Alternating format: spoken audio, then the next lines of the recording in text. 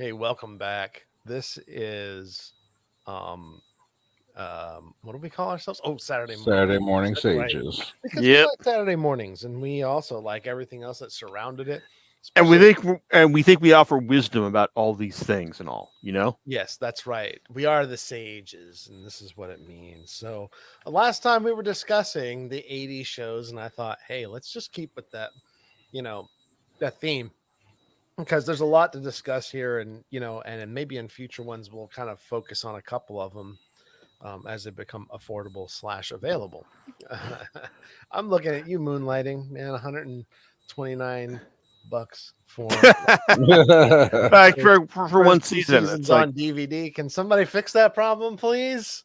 yeah, it's like, hey John, like, why don't you tell us like why the series is like worth like 120 bucks like for one season or one random season and all. Well, why? Well, Bruce Willis. I don't know. There's probably some good music in it, but yeah, I don't know exactly what you're thinking about here in particular.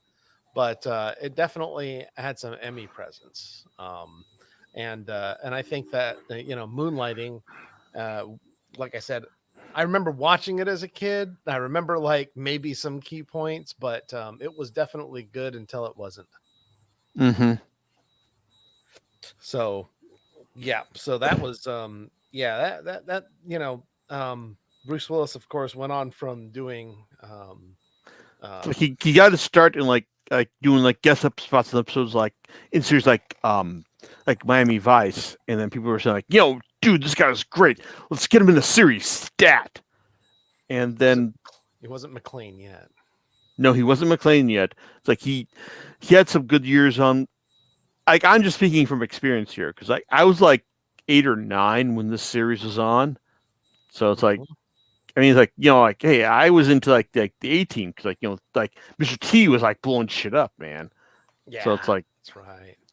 it's like moonlighting was like not my thing at the time, but like as I understand like moonlighting was like the series you went to for like a good romantic chemistry between like Bruce Willis and Sybil Shepherd.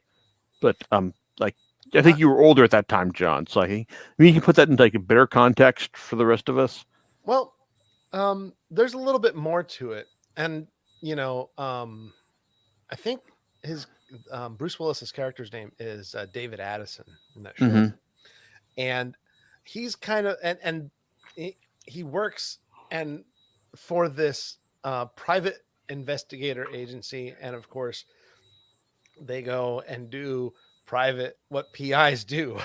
Okay, they go out and search for They looking for investigate stuff, and maybe they get their like heads shoved into toilets at the same time. yeah. Like I So may have heard about this.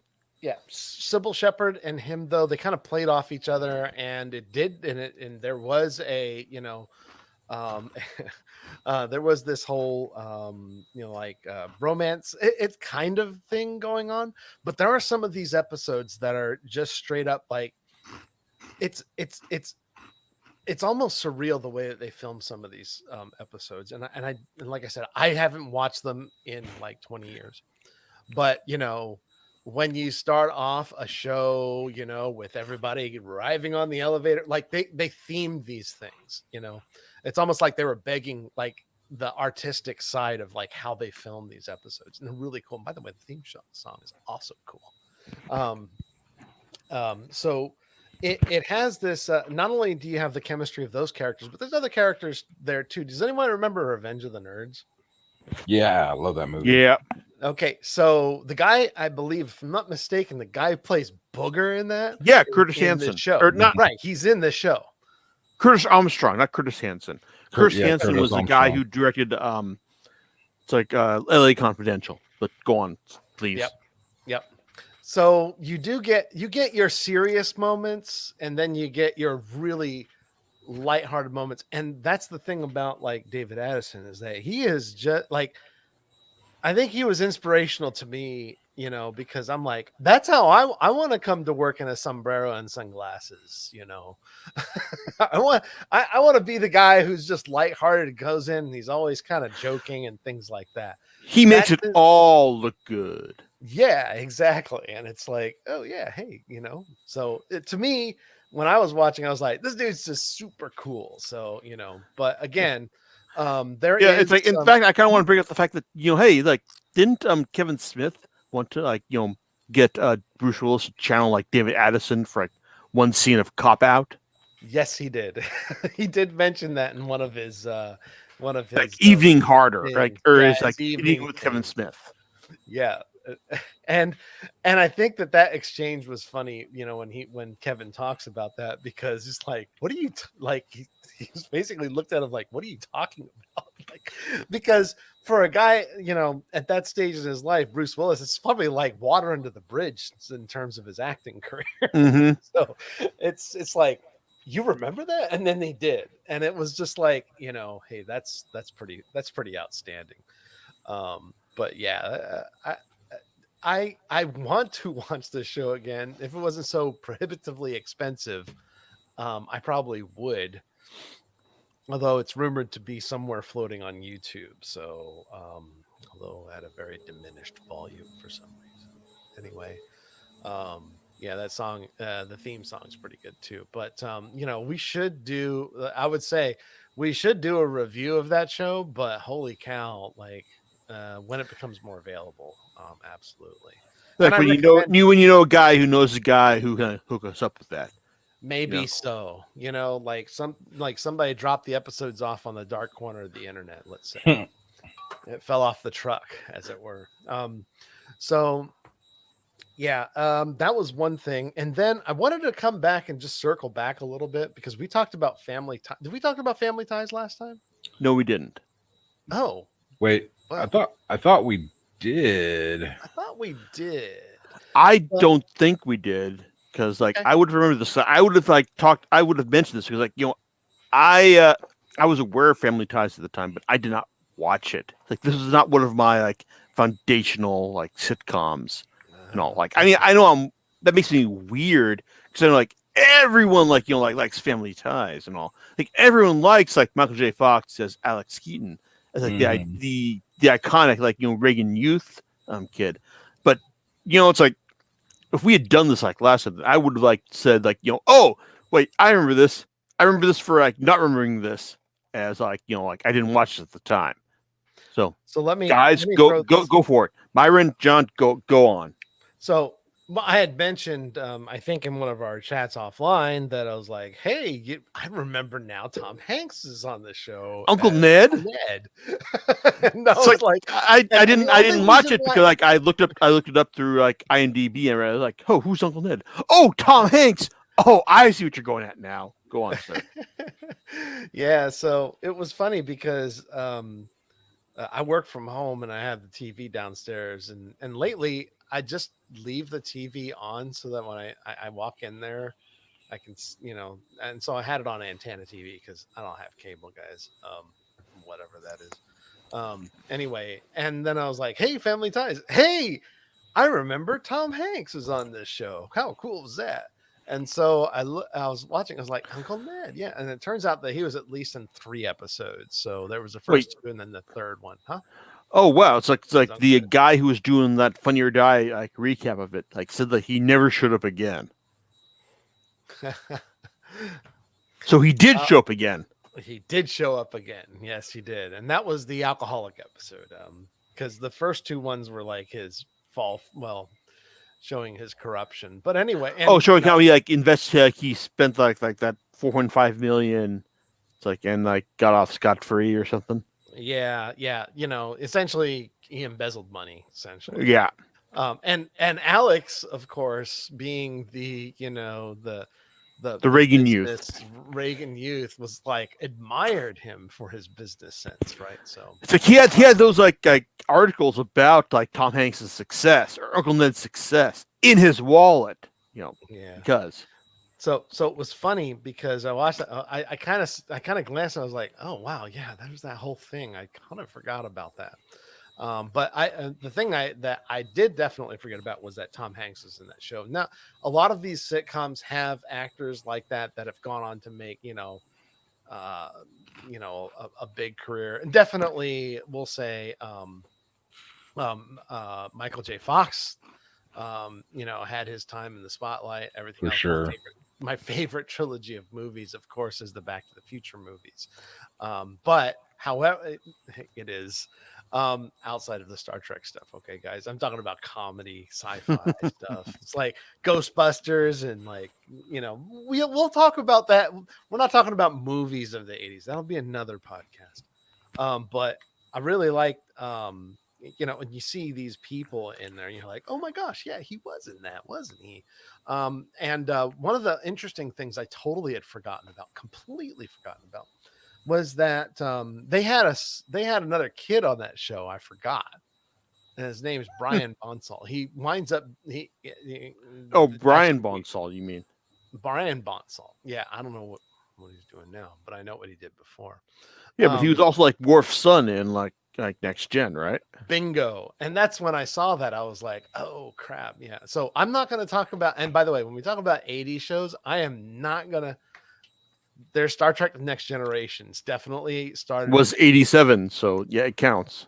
Yeah, it does count, but I'm not going to really talk about it. You guys can if you want, but I was going to talk a little bit about this whole like relational thing and my actual show. So that Brian Bonsall thing, whatever. That I thought that was interesting, because when I saw him in the Next Generation, I saw the credit, I was like, oh, that's that kid from Family Ties. See, so that's exactly what I thought. Because everyone has connections from somewhere. It is the same thing I thought about Will Wheaton, by the way. And where was he before? Stand By Me.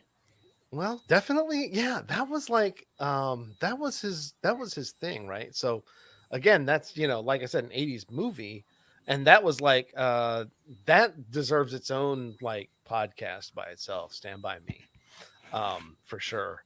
But he was in a sitcom, and I remember, and I was like, holy cow, he was in Give Me a Break. Now, no way. Give Me a Break. Yeah, he was. With Nell Carter.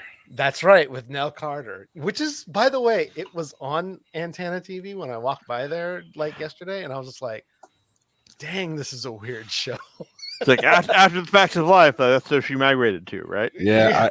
I haven't seen that show in ages, dude, because like now you're telling me it's on, Antenna TV, but I mean, for the longest time, I've never seen that like on any type of like syndicated, cable network like Nick at Night or something like that. It's been a minute since I've seen that show.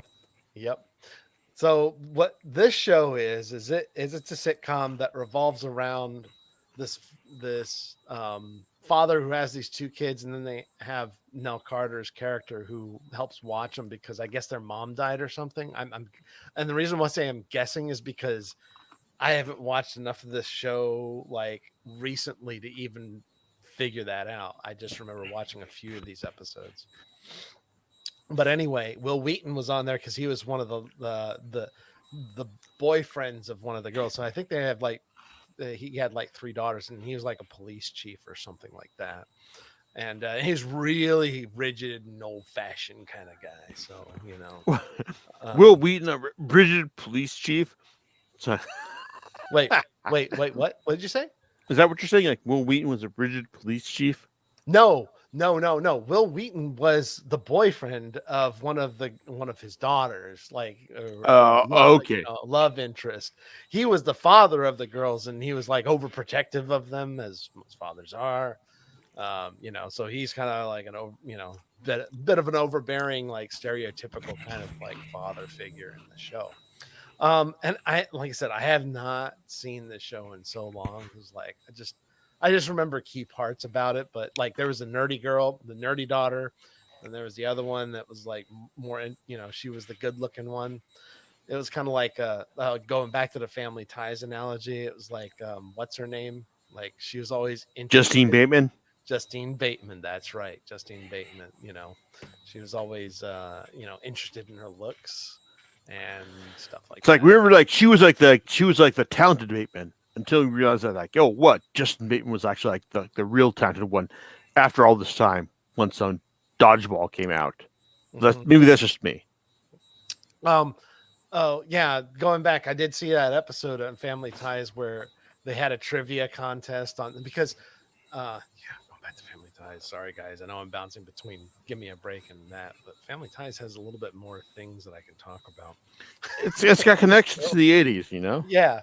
So there's this episode where so if you haven't seen Family Ties, the parents actually, well, no, I think the dad works at a PBS station, right? Like a public television station. So they have like all these Yeah, between the and times he was working at the underground gun store like in like Tremors, but like that's like a completely different story. But please go on, John. so public television in the 80s is not like public television today. And the reason why I say that is because public television back then was so there was cable was out there. If you can afford it, you could watch it in the 80s. Mm-hmm. But public Yeah. television was a lot more localized. Now you had things like Sesame Street and Mr. Rogers' Neighborhood. I remember that. I remember them. A lot of public television was very much like community based stuff. Good old Channel 28, like back in the day. Right. So it didn't really venture very far outside of the community, covered community stories, things like that. So, and events. And that's what they were covering. And this was like this trivia contest. And they had there was these 3 students from this Catholic school, and they're all girls, and they're all named Mary or something like that. It was like a joke. And the name of the school was like St. Mary's, and it was like they were like saying elsewhere stuck up. Yeah, I don't remember exactly, but and then Alex, Mallory, and then this other person, I don't remember who else was on the other panel, from their high school, and she had met the judges in the hallway beforehand, and they were just enamored with her. They just thought she was the greatest thing ever. So when it came time for them to do the actual trivia contest, Alex froze, even though he was probably the one, because he just got shell shocked because the TV, he realized that it was being broadcast live over TV, and he just couldn't get the answers out. So he's just like he was just paralyzed. And then Mallory would answer the questions, and of course they'd be wrong. But the judges, these guys would be like, "Yeah, that's close enough. We'll give it to her." So anyway, I thought that was a pretty hilarious episode because I get it. Yeah. Yeah. It was like, oh yeah, she's cute. We'll just give it to her. All right. So, but yeah, Alex, as fun as he was also kind of a douche. Yeah. Well, and then there was and I'll just, like I said, another episode I remember very specifically was their take on A Christmas Carol, where Alex, I forget what the situation is, but he didn't get anything, and he has basically he's in the shoes of Scrooge in this dream, and past, present, and future, and he winds up going he winds up going to going to a 7-Eleven, and he buys everyone gifts there because he's trying to repent from his evil ways. Because he's a piece of Asian Republican. I get it. I know where this is going. He winds up buying, for example, a 6-pack of cough syrup for Mallory. He's yeah, it's just kind of hilarious stuff. But and that's one thing that you notice in this is even though he is this, what did you call it? Reagan youth. He winds up redeeming himself a lot in the show from his own actions. So it's kind of a funny story. A lot of the times, he's still this business driven, kind of guy, this and that. But, oh, I need to get into this college and all that. It's like the creators knew how to make him sympathetic. But he gets in there. The other episode I had, like I said, the only reason why I know this because this is on TV, and I kind of watched it, and I was like, yeah, that's cool. It's where they had school night at the high school he was going to, and he wanted a recommendation, except the teacher was a super douchebag. And was just really condescending, and had them, and so when his mom was sitting there, you know, and she kind of objected to how he was talking to the women, and he's like, and she winds up punching his teacher that Alex needs the recommendation to go to college for. So, and then, you know, it's like, yeah, did you, you know, he's like, did you meet, you know, Mr. So and so? He's like, yeah. Did you make an impression? And she's like, yeah, you could say that. And yeah. Anyway, so Womp womp. Yeah. so and then his father goes to talk to him, and he's like, yeah, you know, my son really needs this recommendation. He's like, oh yeah, I forgive you. And then he just starts like denigrating like his wife and just being a male, you know, the guy's just starting to be a male chauvinist, so he punches him too. Wow. And they go and report this back, and then they're like, maybe we can just invite him to dinner. So they invite the teacher to dinner to try to like smooth things over so Alex can get this. And he's being like super picky about, he's like, chicken, no, I can't eat chicken, I eat steak. And so it's like, they're like, the parents are trying to please him, and like, you know, we know both of us punched you in the face because you're a douchebag and a male chauvinist, but you know, we're gonna try to do this for our son. And Alex has a change of heart at the end. He's like, no, you know, blah blah, and he basically just says, no, I don't need this. And he punches them in the guy in the face too, right? And I don't remember if he does or not. I forgot watching. I just know that he, you know, he's like, he just, I don't think he does. He just winds up saying like, no, I don't, you know, here's the letter. And he's like, rips the letter in front of his face and says like, I don't need this, you know, if you're going to be treating my parents this way. So see what I mean by that little redemption arc there? It's kind of like, yeah, he is this, but there's a lesson to be learned, right? It's like, it can change, right? Right. Things, which is kind of a cool theme if you think about it. And you do see that more than once in this show, you know. So yeah, just that follow up to Family Ties, and then, you know, and then the Give Me a Break thing with Nell Carter. I remember liking watching that show, and then I watched it and I was like, I don't know, it's kind of not great. It's okay, but I seem to have remembered it fondly for some reason. So I agree. Anyway, same here. so I'm going to hand the mic to one of you guys, whatever show you wanted to pick out, because there's so many of them. Okay, I guess I got to like step up because like, hey, it's like I remember like when we were talking about like stuff that we remember from the 80s. Like you mentioned like Perfect Strangers, and I'm like, God damn, it's like I love that show. It's like it was like complete like stupid silly formula. And it's like, oh, like, you know, like the straight guy, like the straight like you know, like on Cousin Larry, like finds out he has a he's just cousin like on Balkai Bartokmus. It's like, and like he's got to like, you know, adjust to that. You know, it's like just that whole like, you know, the straights, you know, the straight versus the wacky like guys, and it's like I love that like series like from the start. I mean, yeah, like when we're talking about like series in the 80s, like I mean, we're talking about series like when I was like 8 or 9, and I was watching, and you know, like this is like series when cousin Larry basically like finds out he's suffering from a cold, like Balkai gives him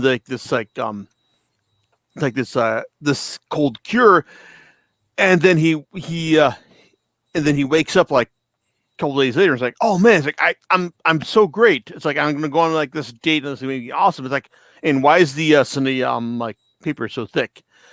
And like it's like, and Balky goes like, oh, it's like cousin Nettie. It's like you were like cured like it's like asleep for like 7 days, and like so like I went on like the date with your girlfriend and all, and it's like what? It's like that's the kind of like sitcom like stupid silly stuff that you got with like Perfect Strangers. It's like, and I loved it because I was like 8 or 9. It's like when the series goes on. I mean, when there's just one episode when we found out like that Larry and Balky were like doing like martial arts, and like yeah, it's like, and like Balky was like, you know, he was like posing in the background, and then like Larry was like, wait, is there someone like here in the background and all? It's like, and then we're like, and then he would realize that, oh my god, it's like Balky, he's in the background. I gotta fight him. It's like that kind of thing. It's like it's stupid, it's ridiculous, and it was fun because I was like 9 when I was watching this. It's like that's kind of like what we're all like going on about here. It's like it's the stuff that we like loved as kids, stuff that like was ridiculous as kids, but we like enjoyed it as well. Like I mean, like I remember like there was this one bit in Perfect Strangers when we went into Balky's bedroom, and like because like Larry had found out like like some famous like poet had like lived in this room. It's like he had to like like he had left like a hint to his like last major poem like in this it's like in this room. And so like when when Balky like realized like, oh no, it's like I fell asleep and like like I left my like nose as an imprint to this like to this particular like drawing of like this last poet. Like okay, if you want to do this, then go ahead and like smash this, and I can leave it as it's like as like the it's like as like the last imprint for like what this like poet had like led you to believe, right, was going to be like the like his last great work. And so like this happens, and then we find out that instead of like actually like smashing like the wall to make it work, Larry just dropped the like his sledgehammer on his toe. It's like yeah, it's like I dropped it and I hurt myself like so bad. And then as they're like having this great bit of recrimination, like like getting to know like how like how we realized that we were wrong in this thing. Then like Larry looks at this oh wait, there's this like post-it note on this drawer that we took out of like Balky's like a storage. It's like oh, it's like yeah, it's like you've got this like great maneuver. It's like now grab a sledgehammer and go to Vancouver. Yeah, so it's ridiculous, it's silly, it's stupid, but I think that Markland Baker and Bronson Pinchot's chemistry over the series like made it a lot of fun. I mean, I think that much in the sense that like yeah, I said this last time in the sense that George Papard like basically said that yeah, it's like Hannibal it's like Hannibal was like the greatest role that I had. It's like in general in film and TV. It's like it's like Bronson Pinchot and Markland Baker, like they had like some really great iconic stuff. Just like the silly, like the silliness versus the straightness. It's like I think they nailed that stuff really great over the course of like the 8 seasons of that series. And also like when I realized that like, oh my god, the Perfect Strangers come back for another season, like at the end, like I think in 94 or 95. I didn't realize that like, oh my god, this is like the end of the series. But it's like I loved it like nonetheless. It's like it was great. Like straight versus the straight versus the ridiculous stuff. I made sure I watched those episodes when they were broadcast, and I love that show. I Yeah. forget that theme song, man. Mm-hmm. Yeah, and I'm happy to report that show still holds up. I mean, you can actually stream and watch it on Hulu. I actually watched the entirety of it, like late last year in 2020 when we were all Quarantine, yeah, quarantine. But it's one of those shows too. I kind of have like playing in the background too. When I'm doing other things, just because it's humor and its warmth, is something that kind of absorbs into you as you're kind of like listening to it or even catching glimpses of certain scenes. And yeah, it was a show that is near and dear to my heart because essentially that show was kind of like the spawn of TGIF. You know, it was Yeah. one of the It's like it was one of the flagship like, shows. everyone involved knew how like silly what they were doing was. It's like, Yeah, and they were invested in it.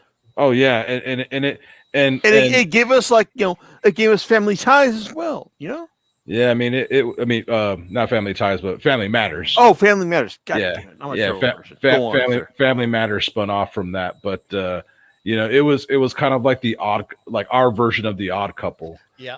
For the Mhm. '80s, and you know, it was very heartwarming to kind of see this uptight um journalist, you know, journalist to be, Mhm. you know, move from, you know, his home to the, you know, the city of Chicago, and chase his dreams. And like you said, you know, there's this country boy from Mipos who had this Yeah. dream of living in America, and Who's found also who also could like be a ninja in certain episodes. yeah, exactly. And like, you know, he has this dream of living in America, and ends up living with his cousin, who's like his 18th cousin, who by marriage once removed, like, type of relationship, and ends up moving in with Larry. And we see them kind of like grow from each other, like, you know, like Balky teaches Larry to kind of like loosen up, and, you know, kind of like stop being uptight. But then, like, Larry is the one who's always coming up with all these schemes, and lying. And Yeah, so he's the one who comes with like these get rich quick scenes. Like, when yeah, when they found out, like, hey, like a former like great poet lives in their like apartment. Like, he's the kind of guy who goes like, oh man, we gotta like break shit down in order to like make it work. Like, we gotta find like his great final poet.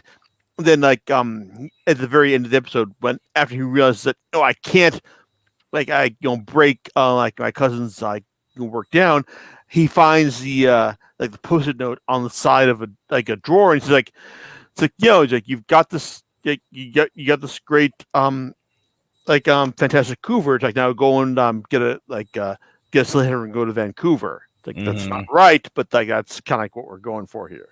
yeah. And so, yeah, I mean, it's a show near and dear to my heart, man. I mean, they had some very funny antics, and, you know, they had you know, with Jennifer and Marianne living upstairs, there was that kind of like Oh yeah, absolutely.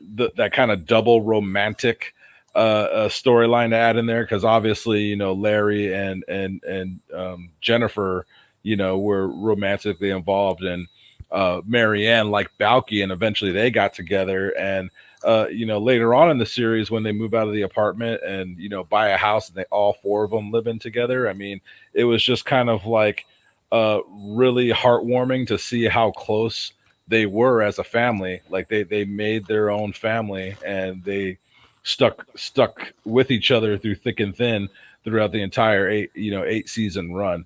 So yeah, that's a good show to bring up through this memory lane, because that, for me, that's another show that was like very like, it was like a pivotal in my upbringing and in my childhood. I love that series.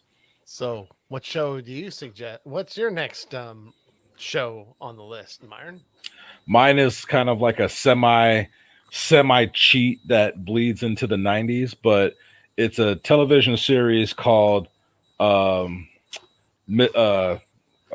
I forgot the title of it. It's Miss Bliss. Saved by the Bell. Eventually it becomes Saved by the Bell. Yep. But originally it was on the Disney Channel. Like Welcome Miss Bliss or something. Yeah, I think it was like Welcome Miss Bliss. Good morning, Miss Bliss.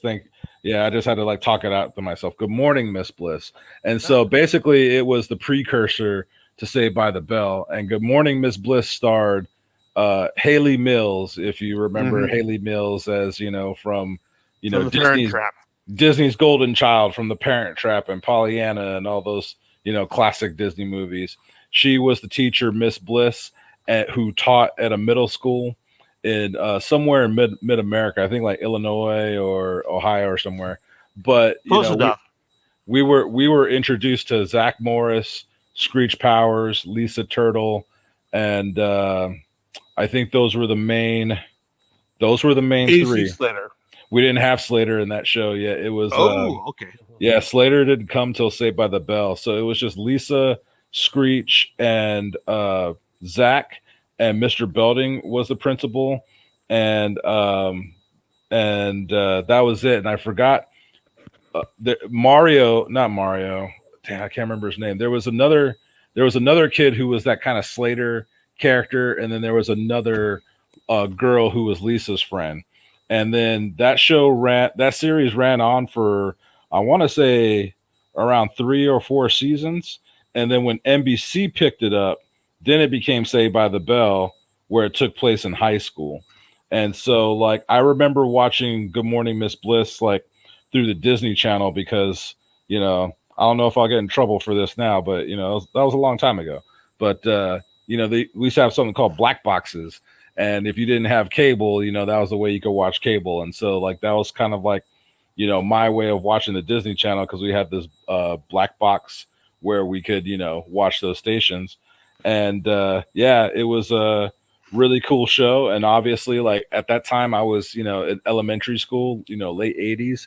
But, I had the biggest crush on Lisa Turtle, who was played by, Lark Voorhees. So I got glued to that show, loved that show. And then once it spun off to Saved by the Bell, that's when it got into more of those that kind of California type vibe. And that's where we got, additional characters, AC Slater, Jesse Spano, and Kelly Kapowski. So yeah, I mean that was my series growing up, dude. Like, I loved Good Morning Miss Bliss, but then Saved by the Bell. I used to watch, Saturday mornings and anytime it came on syndication. And I actually own, thank God they put that on DVD. I actually own that entire series, including, the Miss Bliss set. So yeah, good stuff. Cool. And God rest his soul. We lost Dustin Diamond, who played Screech. We lost him last year. So I mean, there was, the guy is around our age. So I mean, that was just really sad to hear. And despite what some people might think about being typecasted, and oh man, you're Screech, even though, like, you've played other roles and you might not like being typecasted like that. Like, that character, touched the hearts of many people through many generations. And I think, he should be, I hope he was proud of that before passing. And I know that, he touched a lot of lives through playing that character. And so, I know what you're saying. Like, I know that, like, there were still talks, like, to get him involved in, like, the current, like, Saved by the reboot on, like, the Peacock right now. Yeah. But like, it just, like, these talks, like, just petered out because he's dead. It's like, and that's kind of depressing. But it's like, you think that, like, hey, you want to, like, get, like, Screech involved, like, with this, like Saved by the reboot. It's just, especially since, like, everyone has been saying that, it's actually, like, quite good. It's actually really entertaining. So there you go. Yeah, and I have yet to watch it, but my mindset is still saved, is still stuck on excuse me, that original era of Good Morning Miss Bliss and Saved by the Bell. Because I remember even after Saved by the Bell ended, with Zach Morris and the main characters we know, they did a spinoff called Saved by the Bell: The New Class, where Mr. Belding was still principal, and I think Screech played like assistant principal, or he had like he had more of like a an administrative role. I mean, it just wasn't the same, what I'm saying? And it's like, even though Screech was a pivotal character in that series, like, the magic was gone, with these new characters that, at that point we kind of didn't care about. I mean, the people who loved it and grew up with that show graduated from college or graduated from high school themselves and were on their way to college. And that's why we also got, that other spinoff, Saved by the Bell: The College Years, in which, Zach and Kelly eventually got married after that. So, yes. But yeah, that's a series that, I continually That's one of my feel good series too. Like, I guess when you feel down, or the pressures of just what's going on in our world today just kind of seem like, oh man, the news is just too bleak, as of late. Like that's one of those shows I kind of turn to, play in the background to kind of have that feel good, A little um escapism yeah, from the kind of like those past. feel good escapism moments, like because there were some funny episodes, and of course they had some like uh uh uh I guess PSA episodes in there, like when Jesse got addicted to uh Speed. essentially it was speed. She was taking like no dose, or like essentially it was speed. She got addicted to like speed to stay up and continue performing and studying, and had that little mental breakdown, and we got that drugs are bad kind of like episode. And when you grow up, you're like, yeah, I'm never going to do drugs, that was stupid. And then you get to college and experiment, but hey, I digress. But Although no dose is just caffeine. yeah, they were like It's caffeine funny pills or because one of the high schools I went to now has a Starbucks across the street. yeah, I know you're talking about um It's Notre Dame, Notre actually. Dame. Yeah, Yeah, I was like, oh man, if this had been here when I was there, yeah. But it's like, I would have gotten all but A's. it's still kind of a way of like communicating that point, which is a very 80s theme, let's face it. And I'm not saying that it's bad, because addiction is bad, but Yeah. still, like, it was a theme that was in a lot of sitcoms that had kids in it, right? So Oh, for sure. Like mhm. there were a Oh, lot of there were a like, lot of like like Mr. Mackey said, it's like drugs are drugs are bad. bad. I mean, that was a common theme in a lot of 80s and 90s sitcoms, like you said, because I think we've had this conversation before about Dare, and the Dare program, and making sure that point got across in a lot of media that kids viewed.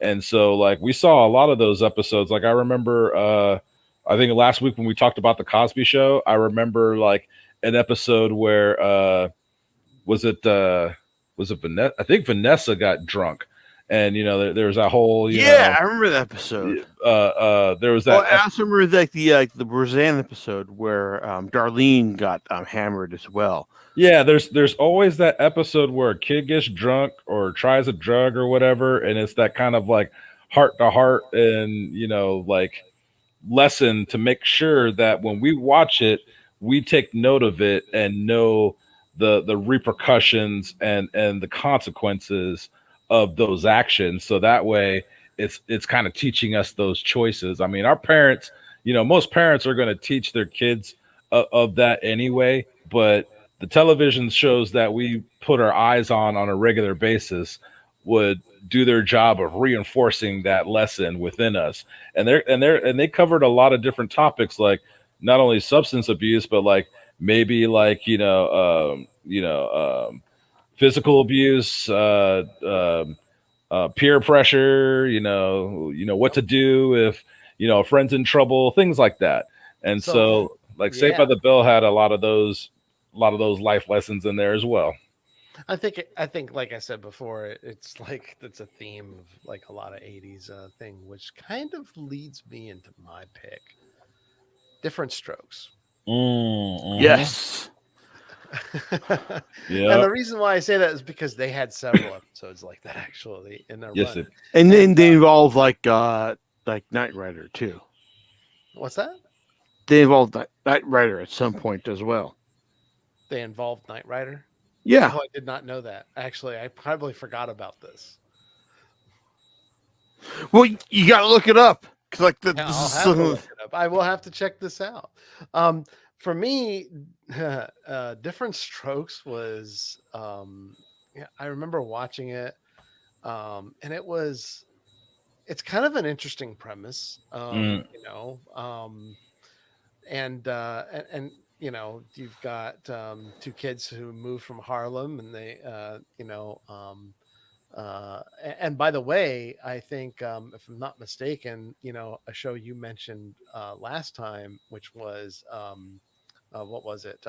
Facts of Life, is a mm. spinoff of that show, because their housekeeper is the one who went into, and she's the one who, it's the same character as in that Mrs. in that show. Bleh. Mrs. G, Yeah, Sing Mrs. it. G. It's the same character. Mrs. So Garrett.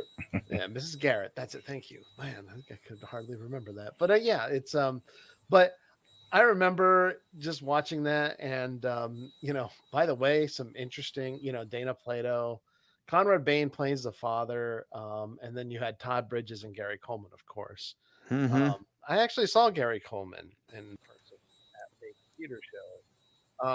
Unfortunately, like the actor had a lot of problems that had to do with, like, unfortunately, how child actor contract. Yeah. It's like, I'm Gary Coleman. It's like, I got stolen, like I stolen by Yeah. my folks. Yep. It's like I'm the butt of everyone's jokes. It's like, Yep. it's just tragic and all. It's like, especially if you're familiar with the lyrics for like Avenue Q. It's like, but it's man, it's like there's like a graphic novel called Child Star by Box Brown, who who just like tells like the story of like not just like just like the generalized story of like the child stars like it's like who were we talking about? Gary Coleman. Gary Coleman, yes. Yeah. It's like not just like telling the story about Gary Coleman, but also just like everyone like from the 80s, like in like Child Star. Yeah. It's like, but that's kind of what we're going for here. It's like, Yeah. and I was kind of like wanted to like make a greater point about like saying, hey, you should read this like graphic novel because like it tells you like the story about like everyone, but no, it's like I kind of missed that, didn't I? Yeah. Well, I'd say that it's interesting because there's some. I think Dana Plato. I don't remember if she committed suicide, but outside of that, it's kind of Oh, a sad fact. let me check that. I think Um, I believe but she Todd OD'd. Bridges is still around, if I'm not mistaken. Yeah, Todd what Bridges is the only Bridges is one. real around, yes. Yeah. Mhm. So I just liked the dynamic. It was fun, and what you talking about, Willis? I mean, Yeah, like Iconic one of the catchphrase. phrases, like yeah. it That was was fun. like this thing like that they like the catchphrase that they talk about in like Child Star. It's like like I don't understand. It's like that's like what like the vanilla white boy like catchphrase of like the main character from the series. But it's like the whole like what you talking about, Willis? Like it's like the same kind of like catchphrase there. It's like Mhm. it's like Again, it was a show that I was kind of, I endeared myself to, and when I saw Gary Coleman there, I couldn't even, like, and it's funny because I've talked with Star Trek actors and Will Wheaton, like, at conventions and things like that, but when I saw Gary Coleman there at the show, I couldn't even, like, go up to him. I was like, dude, you know I loved you in Different Strokes. I thought it was great and funny, and the chemistry really worked. And it was, like what you you know about Batman? it was just a lot of fun to watch. Mhm. So and I think it was good. And like I said, one of my favorites. Now I can't say, it's been a long time since I've seen that show, but there's a lot of things I'm sure that I'd probably know about, and I don't even know if it's available streaming or anything, or what. Probably, for sure you can get it, like, on DVD or Blu-ray at this point.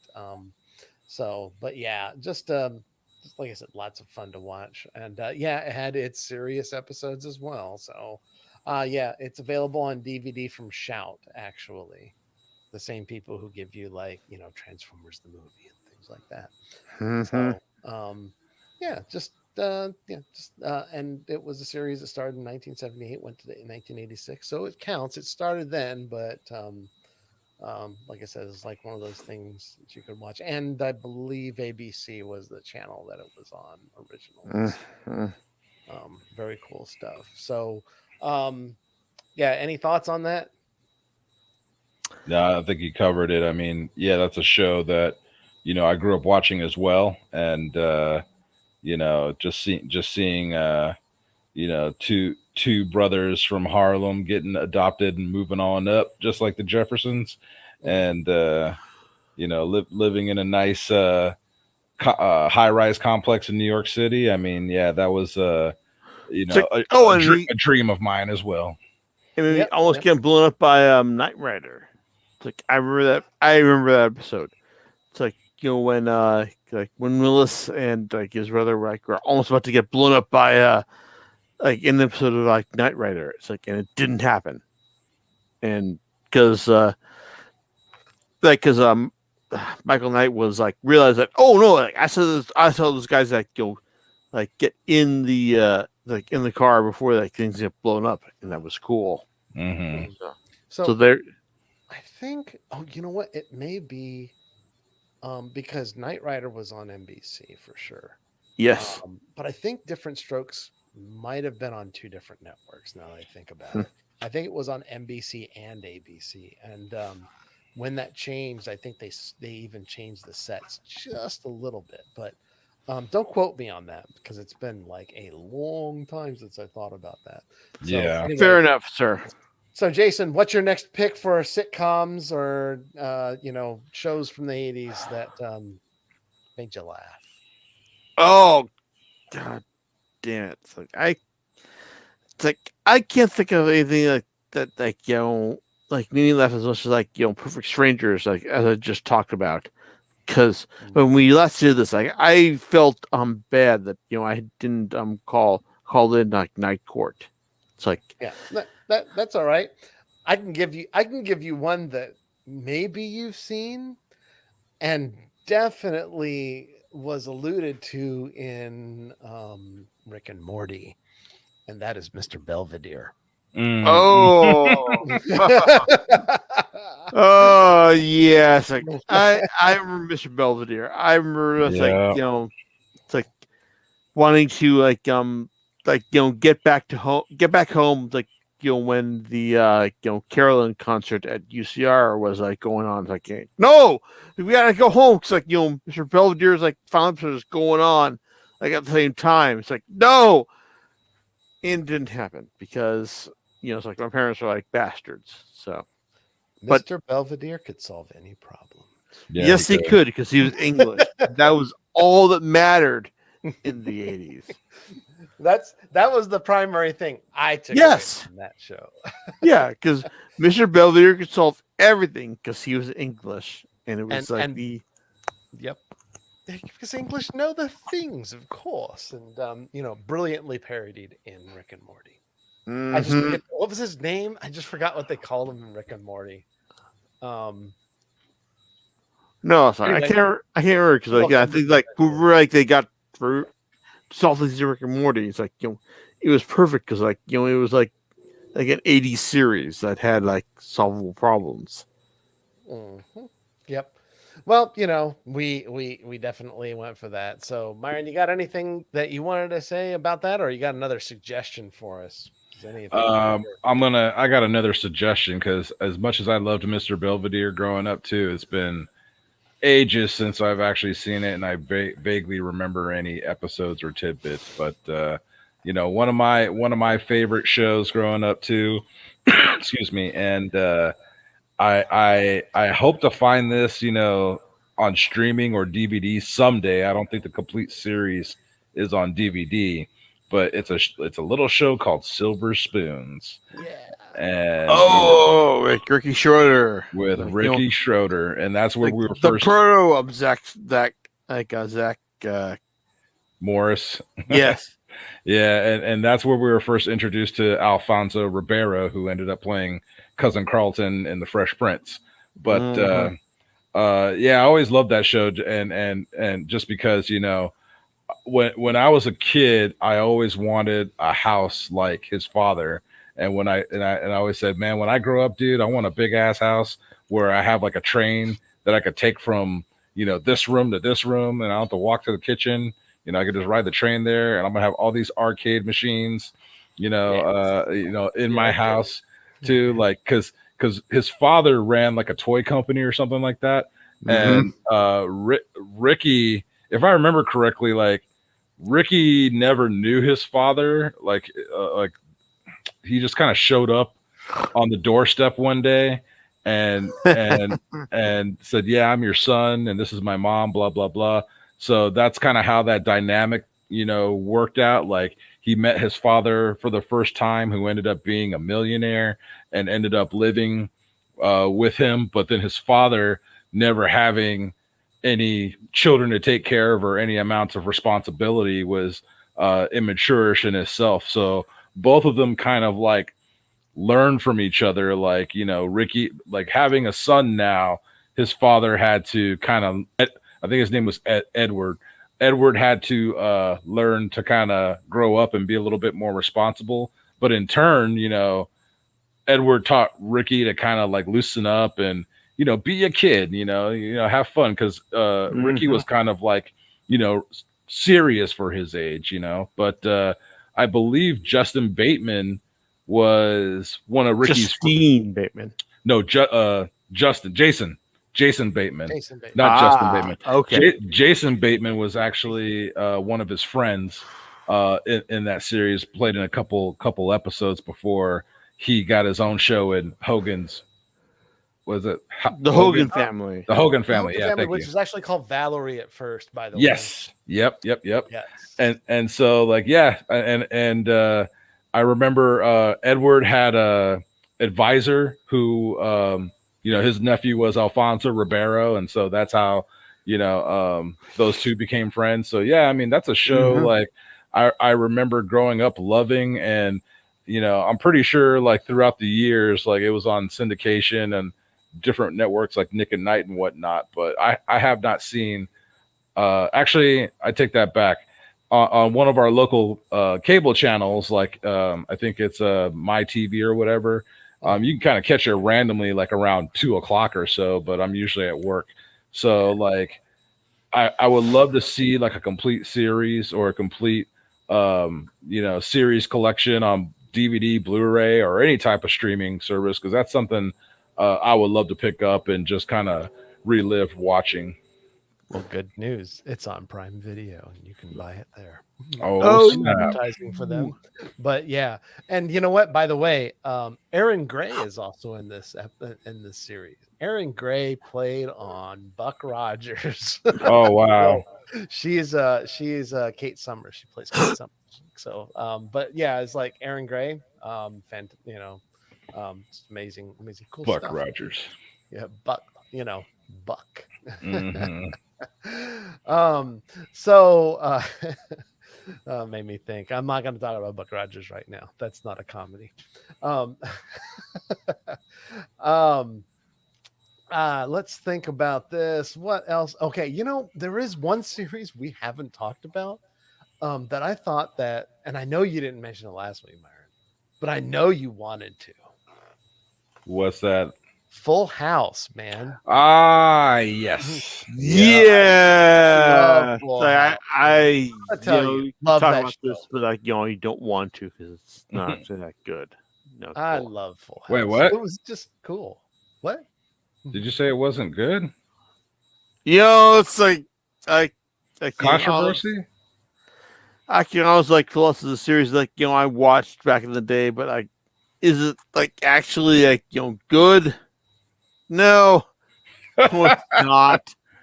So it's like you guys can fight about like how good it's like its series is and how it's like its Netflix survival is. But like I'm gonna say like no, it's something that like, has like a strong nostalgia value to it. So, but Jason can't talk about the Netflix revival because that's not in the 80s. Yeah, what? True, but it's all gonna tie in together because I watched all that shit. I can kind of agree with Jason. Like, I mean, it's not Emmy worthy or Golden Globe worthy, but again, or even that good. But it's kind of like I can always like hey, it's something like I wanted to like go watch, I can see it's like its final episode. Even though like its final episode wasn't like all just like hey, it was like it was like it also like being if being given a final episode because it was like deserving as such. It was being given like that because like hey it's like people like go and watch it and like they wanted some closure to it. Well, I The mean, end. it lasted like nine, 8 years, yeah. yeah, like 8 or 9 seasons. But I mean, for me, it's like it's almost as if I felt like I grew up with those girls. Like I remember DJ and Stephanie and Michelle, and it's like I remember watch again. That show was one of the OGs of the TGI Friday block, and so it's like you know Absolutely. when that block started, before, back in the 80s, like, Friday nights weren't like the going out period. Saturday nights were. And as we, and in our generation, like in the 90s, then Friday nights kind of became more of like the going out period. And, and that's where that kind of like, I guess ratings kind of dipped for those type of shows. So then, Thursdays kind of became more of that block. But back in the 80s, like that Friday night TGIF block, like, Full House was like one of the, premier shows. And it was kind of like a sitcom version of, I guess, Three Men and a Baby or Three Men and a Little Lady, where we find Basically, yeah. Danny Tanner, recently widower, having to raise 3 girls on his own, and to alleviate help, he enlists the help of his brother-in-law, Uncle Jesse, and his best friend from college, actually his best friend since elementary school, Uncle Joey. And so, we see these guys move in to, solicit their help and help Danny, raise these girls. But I mean, these guys are, young and goofballs in themselves, to where like, they don't know how to raise any children. They don't know how to raise children. And so they all have to kind of Because like, they're men. because they're men. Exactly. And so it's like they all learn and grow from each other. And throughout the series, like, raising these girls, you see how it grows up Uncle Jesse and Joey, to where we see Jesse meet Becky and eventually get married and have kids of their own. And then Joey excels in his career, where he becomes like a, what is it, Ranger Joe, where he does like a puppet. He is like the he like hey, I'm gonna give you like everyone like a hug because like this is like a like self-contained like hug that like I don't have to give anyone else. Wait, a what? A hug? Yeah, it's like the hug that you don't to give everyone else. It's like that's what I remember like from like from that like like self hug and all. Yeah. So I mean, it's a heartwarming series, dude. Like, whether whether you think it's like, yeah, it wasn't good or not. Like, for me, I mean, I can go back and watch it, and I can kind of agree with you, where there's some episodes like, oh man, this is like super cheesy. But then there's some other episodes like, oh crap, dude, I remember this one, and it brings back like fond memories.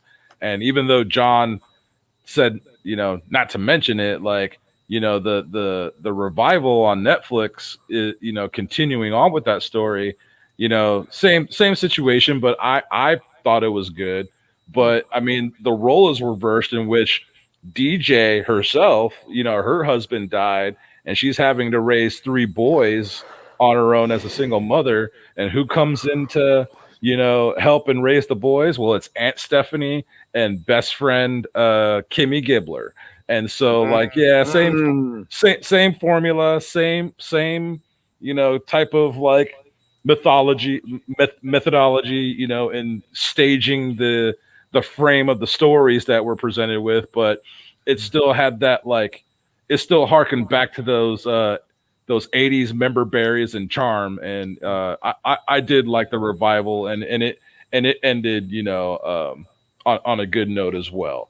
So I mean, that's a series, like, as much as I love that series, that is one I don't own, because it's been consistently overshown on streaming and in syndication. So I mean, I got hop on I can hop on Hulu and watch the original series, and of course you got the new one on Netflix.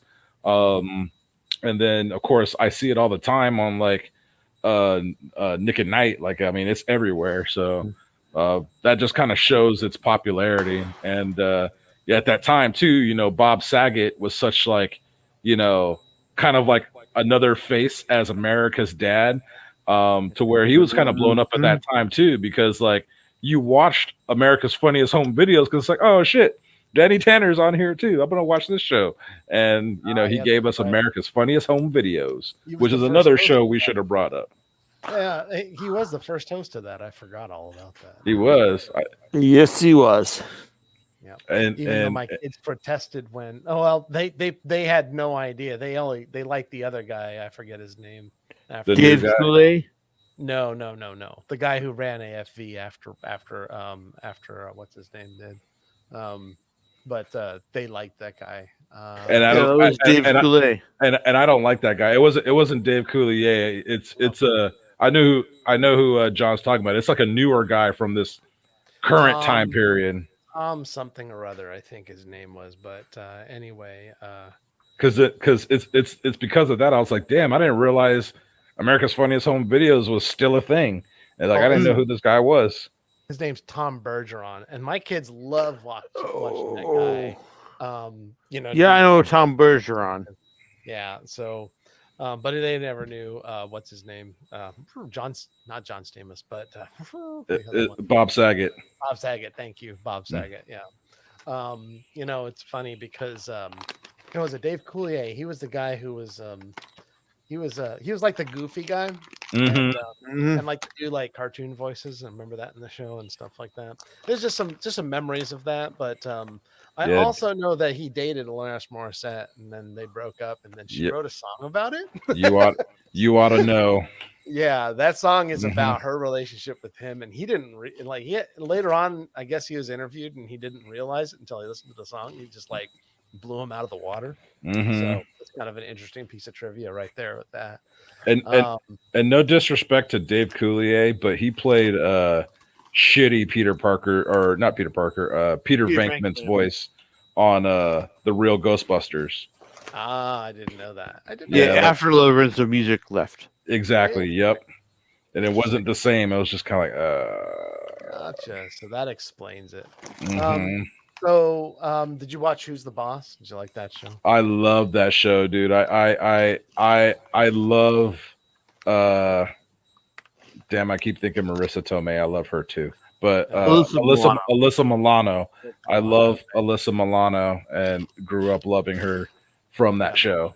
Do you remember the episode where she gets her first car and like I guess Tony Danza's character, like Tony Maselli, he puts like it's a big gigantic like 70s car. It's painted yellow as like a taxi, and he puts reflectors on it like all around it. No. Yeah, that's one of the episodes.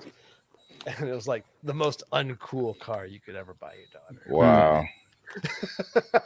see now that's I'm not sure if that, I don't think that series is complete on DVD, but I know it's on Amazon Prime. You go watch like the first 2 seasons with ads, and that's how I watched it recently, and I'm like, man, dude, I missed this show. And it only covers like, you know, when Sam and Jonathan, you know, are really young, but you know, I knew the premise of the show, but I never actually watched like the true beginnings. So like it was really cool to actually like see you know, how the show started and how Tony, you know, like he actually, you know, applied and you know, got the job of being that a housekeeper. Yep. Did you ever watch Punky Brewster? Did you like that show? Yep, I watched Punky Brewster. I Vaguely. I don't have like a whole lot of memories of it because it's been a long time, and I know it's on Peacock because I subscribe to Peacock now, but I haven't hopped on it yet. But I do remember watching that show growing up, and I remember Punky Brewster also had a cartoon series as well. Oh, that's right. Yes, she did. Mhm. That was like the star at the time. See Yep. what I did there? Forgot all Yep. about that one. Yeah, that's kind of crazy. So yeah, oh, that's an interesting set. Yeah, to circle back around to what we were talking, the a series that kind of reminded you of the first title of, which is Valerie, and the Hogan family. Afterwards, it turned out that Valerie Harper like left the series. It was named after her. Mhm. Mhm. And I remember watching that show. Like the dad was a pilot, and he was like not always there.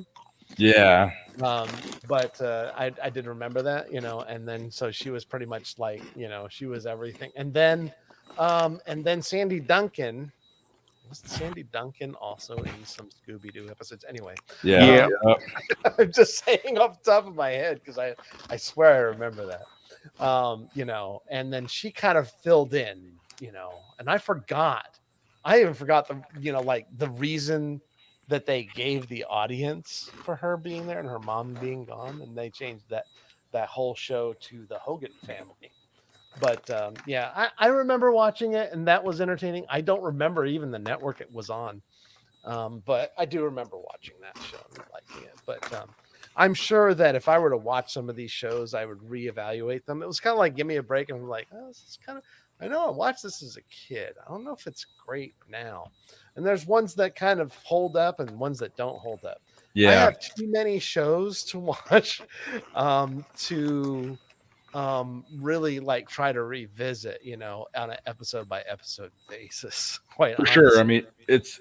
I think you kind of have to watch from the beginning to kind of like really gauge it, because let's be real, like, some of these shows kind of have those like fuzzy memories in our hearts and in our heads. So like, oh man, I used to love this show, and then you kind of go back and watch it, and like you said, it's like, oh man, this doesn't hold up at all, or oh man, like, what was I thinking? This is utter crap.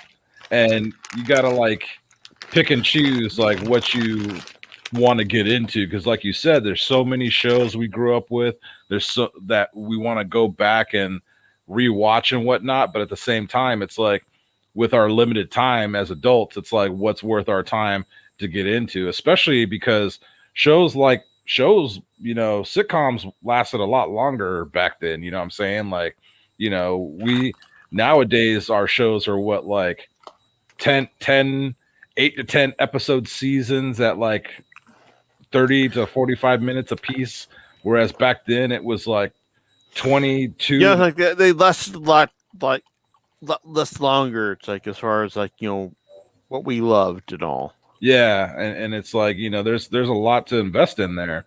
And so like, and that's why I mentioned to you like earlier, like with some of these shows, like, yeah, like Perfect Strangers, it's like, it's not like, oh man, I can't wait to get home and watch Perfect Strangers. It's one of those things where it's like, I'll have playing like before I go to sleep, or have playing like when I'm doing something, washing in the background. But then there's those episodes that catch my ear or catch my eye, like, oh, I'm gonna sit down and watch this real quick because I remember it's funny. But to actually sit down and watch from beginning to end the entire series, I ain't got time for that. And so like, yeah, there's a lot of shows like that, but there's also that's why, it's great to kind of have those in our collection when we can go back and watch it whenever we do have that free time, or whenever we get that chance. Like, I Exactly. Or like when it pops up on my Amazon streaming, which we're not Mhm. sponsored by. But yeah, there's and like I said, I think, like a lot of the shows we were talking about last time to me are very timeless, in a lot of ways, but, yeah, even the beginning of this one, like Family Ties, I really liked. Cheers, definitely have to Mhm. like, Mm-hmm. Cosby Show, things like that, but when it starts coming down, when you start getting down to, and yeah, of course, Perfect Strangers, that still sticks into my head quite a lot. Facts of Life, things like that. Mhm. It's like, okay, yeah, there was a lot of great things, Saved by the Bell and stuff. But I'd say, there's so much we can hit on this. We don't we would have Because to we are we would have to children of the 80s. yeah. things like Small Wonder. Well, and here's the thing: it's sort of like even if you don't remember them, I think that a lot of these shows really yeah, they were watched when they were broadcast, but in syndication, they also took on a life of their own. So that Mhm. kind of tells you, a lot about like the popularity of some of these shows. So, and it's only until, well, I'd probably say in the last 10 years when HDTV, like over the air broadcast kind of stuff would start, coming around. And why we're even talking about stuff like oh, what was that? It's just like that series, like Small Wonder. There you go. That show does not hold up well whatsoever. Yeah, a little robot kid. Well, yeah. I mean, Absolutely it's like, not going to argue with that. I mean, let you let you charge forward with the analysis of that. Because I used to love that show, and I remember it came on after Cartoon Block, and It's like I leave good enough alone. and I recently saw that on my TV, like it came on. I was like, oh shit, like Small Wonder, man, I haven't seen this since the 80's, and just the premise of like someone building a robot like it was essentially like a robot housemaid to kind of help. Do you remember your old dead child, your old dead child What and all? well, it wasn't an old dead child. It was like the father worked for this robotics company, and it was kind of like a prototype, like maid or whatever, like house assistant. And Mm-hmm. like they had her in the house to like kind of test out, but then they kind of saw her as a daughter, and kind of kept just kept her around. But just the special effects. I mean, I know it's the 80's, but shit, like there were moments in like where you see like ticker tape coming out of like uh Vicky's mouth when she's like calculating numbers or whatever, and it's just like the kind of green screen effect is like weird. And then of course like when they're working on her and they open up her panel in the back and it's just like looks like a Because of the Russians, man. yeah, it's just weird. And I'm like, man, this show, like, I don't know, it just didn't hold up for me. It's like when the nostalgia critic like brings up the series, like, was this show real? It's like that kind of thing. yeah, but there were other shows that we like I said, we could cover a lot of shows, and we talked a little bit about like we talked about like the major 3 broadcast networks that put shows out. We really didn't touch on anything Fox did, like Married with Children. I know it started because Or Fox LA's started, VC opinion, Fox VC started. independent, like KCOP 13. Well, now let's see, and yeah, it was independent, but it really wasn't. So they were really a house for Paramount. So, and I like to me were, but go ahead, sir. But the Fox network, like when it started off with like The Simpsons, the Tracy Ullman Show, all these things. And the reason why we didn't mention a lot of these because the Fox network didn't really even start until the late 80's. It was like it was 89ish. barely there. So you had shows like some of the proto shows, and I know we've talked about it before, like 21 Jump Street was technically a proto show. Tracy Ullman Show spun off The Simpsons, which is, we won't talk about The Simpsons because it's still freaking airing. But it's like one of those series that's just kind of there. Married with Children, though, was like one of those like holy cow shows. Like it felt controversial to watch back then. Now it just seems kind of like, oh, okay, it's just quaint. one of those now. It does, but it's still like I remember watching it and going like, oh my gosh, this is amazing. Like they put that kind of stuff on TV, and in some ways The Simpsons was the same way. But again, that's like I think that was like the beginning of kind of a transitory phase where you had like these shows, and Fox produced a lot of good stuff, X-Files, but it all mostly happened in the 90's, Yes. And that's the reason why we really don't talk about it much. And I'm not saying it's bad. It's just like, oh, it just kind of went into, most of them started. This is the style of the time. Boom, went into that one. And then this is the reason why, like when Fox did, because remember, Fox was is basically the television network for 20th Century Fox Studios. And just to kind of dovetail into like your independent network there, being more of a Paramount thing, that was something that they really tried to push, was the Paramount network, which actually did happen.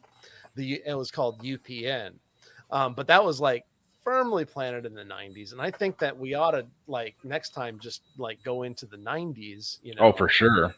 because there's a lot of stuff to talk about there. That's the reason why I didn't really talk about those, or I don't think we brought them up, because I don't think it to me, it either has to start in the 80s, maybe, mostly end in the 80s. A lot of those things kind of started in the 80s, at So the end of the 80s. Don't really count to me. no, I don't see them that way. No, you're totally right, because I mean, like, a lot of the shows that we mentioned that quote unquote started in the 80s and dovetailed in the 90s, they were shows that might have started around like 87, 88, and like that's why I didn't like. We talked about Perfect Strangers and how that spun off into Family Matters, but like Family Matters really got underway in the 90s, although it started in like I want to say 88, 89. It really like picked up its steam in the 90s. And same thing with Fresh Prince. Like that, I could have mentioned Fresh Prince, which technically started in the late 80s, but I consider that more of a 90s show. And you hit the nail on the head, John, because I was about to say, like, yeah, this would be the perfect dovetail to move on into 90s sitcoms in the 90s era, which if we call like if we call 80s like 80s television, like that golden age of television, like to me the 90s was like the platinum era. Like that's where we got like the dopest, most hilarious, and what you said earlier, and Jason too, like that the most controversial television shows that kind of like push the envelope of what could be aired and what type of stories could be told. So yeah, It's interesting. it's like you're like that cat in it's like, ooh, oh my gosh, you said a bad word. Like what Yeah, was that? Was that DreamWorks animation? I it forgot was what it was Puss in Boots, like ooh, Puss in Boots. Yeah. I mean, that's how I saw, and we'll talk about Married with Children, I think, in the next one. We can move on to the 90s next time. But there definitely is, and I like to say there's definitely some 70s and 60s stuff. We might want to pile those together next time we talk, because there are some sitcoms that happened and shows that happened in those time frames that were equally timeless, so I would say, for this time, I think we got the 80s fairly well covered, not completely, but I think we did a pretty good job here. And with that, we'll sign off, and we'll catch you guys next time. Have a great Yes. weekend, kiddies. Sayonara. Take care.